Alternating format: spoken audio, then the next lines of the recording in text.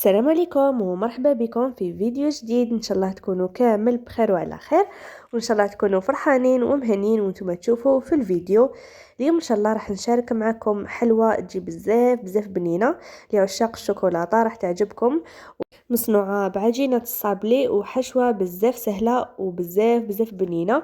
ان شاء الله الفيديو تاع اليوم يعجبكم، وما تنساوش تشتركوا في القناة وتدعموني بلايك للفيديو وتبارطاجوه مع صحاباتكم وحبيباتكم. شكرا بزاف. راح نبداو مع الوصفة. اول حاجة راح نبداو تحضير الحشو، اللي هي كريمة بزاف سهلة وبزاف بنينة.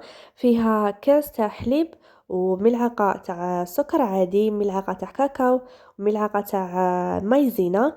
نخلطوها مليح هكا كيما راكم تشوفوا بالضرب اليدوي، ومن بعد نحطوها فوق النار غير تختار، نحوها ونضيفوا لها شوكولاتة. نخلطو مليح ومن بعد نضيفوا ملعقة تاع مارغرين. نخلطو جيدا هذه الكريمة كما راكم تشوفوا، ونغطوها ببابي اليمونتير ولا بسيلوفان هكا، ولازم هذاك السيلوفان يتوشي كامل سطح هذيك الكريمة. وندخلوها للثلاجة تبرد مليح، ومن بعد نستعملوها. ونمروا لتحضير العجينة، عجينة الصابلي. نديرها بطريقة بزاف سهلة وما تديكمش بزاف المقادير.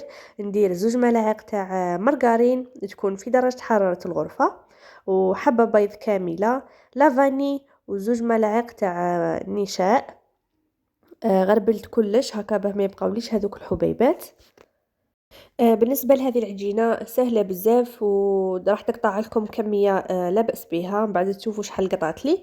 ضفت هنايا 2 ملاعق تاع سكر بودرة، يكونوا معمرين مليح، و2 ملاعق تاع كاكاو. هنايا الكاكاو لازم يكون ملحلو، ماشي كاكاو مر، باه تجيكم العجينه، باه يجيكم عفوا الصابلي بنين. ومن بعد ضفت زيت نباتي تقريبا ربع كاس. الكاس يرفد 220 مليلتر كما قلت لكم. ولا تقدروا تعبروا بالمغرف، ديروا 3 ملاعق كبار حتى 4 ملاعق، لانه رانا مستعملين الزبده راح يجي بزاف هشيش. ومن بعد حبيباتي هنا درت رشه تاع ملح، وليت نضيف في الفارينه هكا تدريجيا. ونضيف ملعقه فقط تاع خميره الحلوى، ما نكثروش بزاف خاطرش الصابلي تاعنا ينتفخ لنا وحنا ماناش باغيينو ينتفخ بزاف. بنحشو هذاك القلوب تاع الصابلي. هنايا بديت نطم في العجينه فقط، ما نعجنهاش، نطم فقط.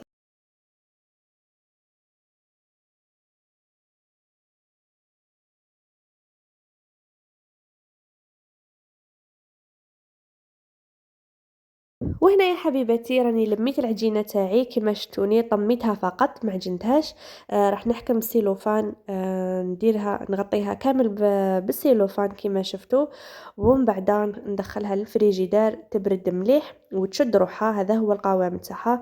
خلوها طريه بزاف، ما تكثرولهاش الفارينه. هنا غطيتها ومن بعدها دخلتها الفريجيدير حتى تبرد ونبدا نستعمل فيها. بالنسبه للمول تقدروا تستعملوا اي مول عندكم بهذا الشكل. انا استعملت الشكل تاع قلوبه. المدور ثاني يجوا بزاف شابين، تقدروا تستعملوا مدور ولا قلوبه ولا الشكل اللي كان متوفر عندكم. ومن بعدها بديت هكا ندير في العجينه تاعي في هذوك القلوبه، هكا بصبعي نسقمها كامل، وندير لها شغل فجوه من الداخل باه الصابلي تاعي ما يجينيش منتفخ بزاف. ندير لها فجوه خاطرش راني راح نحشيه من بعد بالكريمه. راح نكمل كامل هذوك القلوبه، ومن بعدها ندخلهم للفرن على درجه حراره 180 درجه. نشوفوا الصابلي تاعنا نشف لنا فقط، نحوه ومن بعد نخلوه حتى يبرد تماما.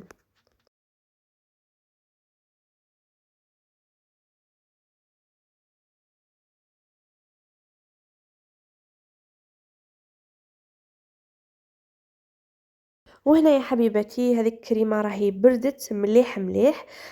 خليتها في الثلاجه تقريبا 4 ساعات هكاك. نضيف لها 2 ملاعق كبار تاع شونتيي. هنا شونتي خيروا النوع اللي يكون مليح ويطلع لكم بالخف. هنايا راني نضرب فيها كما راكم تشوفوا بهذه الطريقه، طريقه سهله بزاف وراح تجيكم بنينه بنينه لواحد الدرجه متامنوش.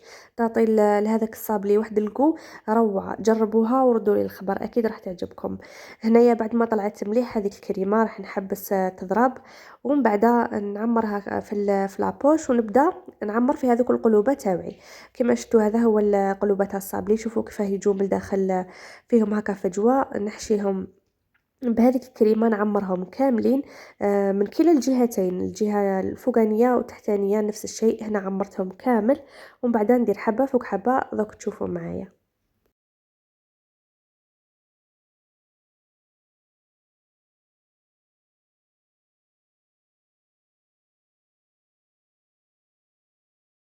وهنا يا حبيبتي بعد ما كملت الكاطو تاعي درت حبه فوق حبه وحشيته كامل.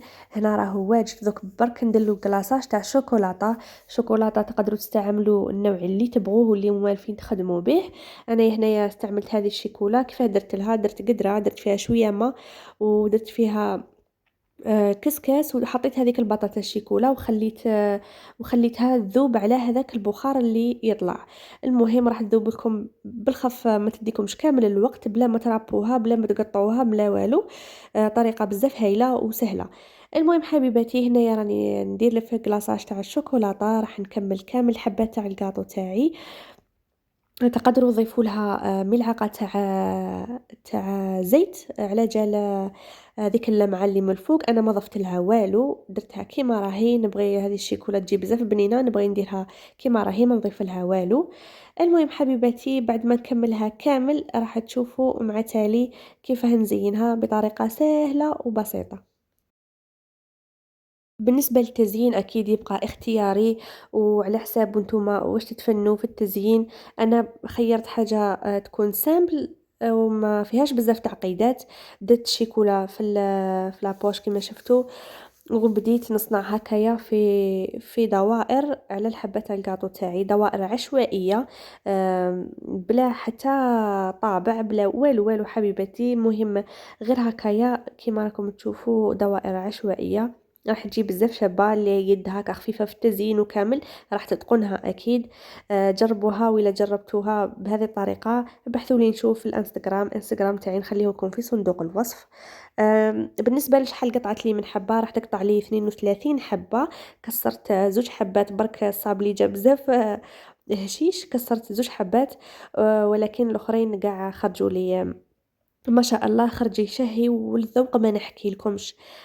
بزاف بنين. اللي ذاقها كامل عجباته. بعثت منها للجوارين ولصحاباتي، ومن ماما دات معاها كامل صحاباتها ذاقوها بزاف عجبتهم. جربوها وردوا لي خبر.